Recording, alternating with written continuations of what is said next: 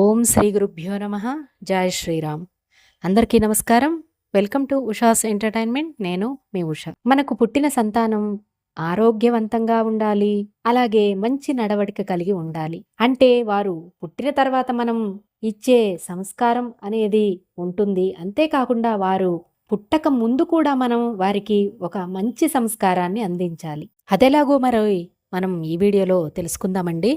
గర్భిణీ స్త్రీలు ఈ నియమాలను పాటించడం వల్ల మంచి సంతానం, అలాగే ఆరోగ్యవంతమైన సంతానం అనేది కలుగుతుంది. మంచి ఆలోచనలు, మంచి అలవాట్లు అనేవి మన పిల్లలకు రావాలి అంటే ఆ బీజం అనేది మన శిశువు మన గర్భంలో ఉన్నప్పుడే పడుతుందండి. ప్రధానంగా గర్భం ధరించిన 5వ నెల నుండి డెలివరీ అయ్యేంత వరకు కూడా ప్రతి క్షణం మనల్ని మన గర్భంలోని శిశువు గమనిస్తూ ఉంటుందట. మన ఆలోచన విధానము, ఆ టైంలో మనం ఏ విధంగా ఉంటామో ఆ బిడ్డ ఆలోచనలు, అలాగే ఆ బిడ్డ కూడా పుట్టిన తర్వాత అదే విధంగా ప్రవర్తిస్తూ ఉంటుందట.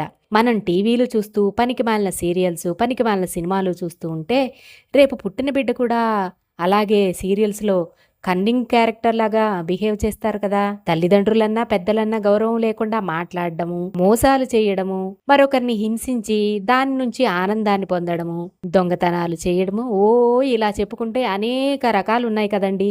ఇవే కదండి ఈ రోజుల్లో సీరియల్స్లో సినిమాల్లో చూపించేవి, అవునా కాదా? అందుకే సమాజం కూడా ఆ విధంగా భ్రష్టు పట్టిపోతూ ఉంటుంది. టీవీలు చూడాలంటే అందులో ఒక మంచి విషయాన్ని చూపిస్తే తప్పకుండా చూడండి, అందులో తప్పు లేదు. భగవత్ కథలు కానీ, పురాణ గాథలు కానీ, రామాయణ మహాభారత భాగవత కథలు కానీ చూడండి, లేదా వినండి, లేదా ఆ కథలు చదవండి. పిల్లలు మంచి ధర్మాత్ములు అవుతారండి. మంచి జ్ఞానాన్ని పొంది రేపటి సమాజానికి ఉపయోగపడతారు. ఇందుకోసమేనండి గర్భ సంస్కారం అనేది కూడా చేస్తారు. ఒక స్త్రీ గర్భిణీగా ఉన్నప్పుడు గర్భ సంస్కారం చేస్తారు కదండి, అదే శ్రీమంతం అంటాం కదా మనం. అది కూడా మన పిల్లలు పుట్టిన తర్వాత కూడా వారి యొక్క మంచి గుణగణాలు అనే రావడం కోసమే చేస్తారు. మంచి జ్ఞానాన్ని పొంది రేపటి సమాజానికి మన పిల్లలు ఉపయోగపడాలి కదండి. ముఖ్యంగా వాళ్ళకి సకల గుణాభిరాముడైన మన రామచంద్రుని 16 సుగుణాలున్న రామచంద్ర ప్రభు గురించి చెప్పండి. స్వామివారి యొక్క రామ రక్షాస్తోత్రాన్ని పిల్లలు పుట్టిన తర్వాత వాళ్లతో డైలీ చదివించండి. మీరు గర్భంతో ఉన్నప్పుడు మీరు కూడా చదవండి. ఆ రామనామాన్ని జపిస్తూ ఉండండి. అప్పుడే పుట్టే సంతానం మనల్ని రేపటి రోజున నలుగురిలో గౌరవప్రదంగా నిలబెడుతుందండి. బిడ్డకు తల్లి గర్భమేనండి మొదటి పాఠశాల. ఆ విషయాన్ని ఎవ్వరూ కూడా మర్చిపోవద్దు. అది ఆడవారు మాత్రమే కాదండి, తల్లిదండ్రుల ఇద్దరి బాధ్యత కూడాను. అప్పుడే మన ఇంట్లో కూడా ఒక శివాజీ మహారాజు లాంటి బిడ్డ, ఝాన్సీ లక్ష్మీబాయి లాంటి బిడ్డ, ఒక కృష్ణదేవరాయలు లాంటి బిడ్డ, అలాగే ఒక అబ్దుల్ కలాం గారు లాంటి బిడ్డ మన ఇంట్లో కూడా పుడతారు కదా. మన వంశాన్నంతటినీ కూడా తరింపచేస్తారండి.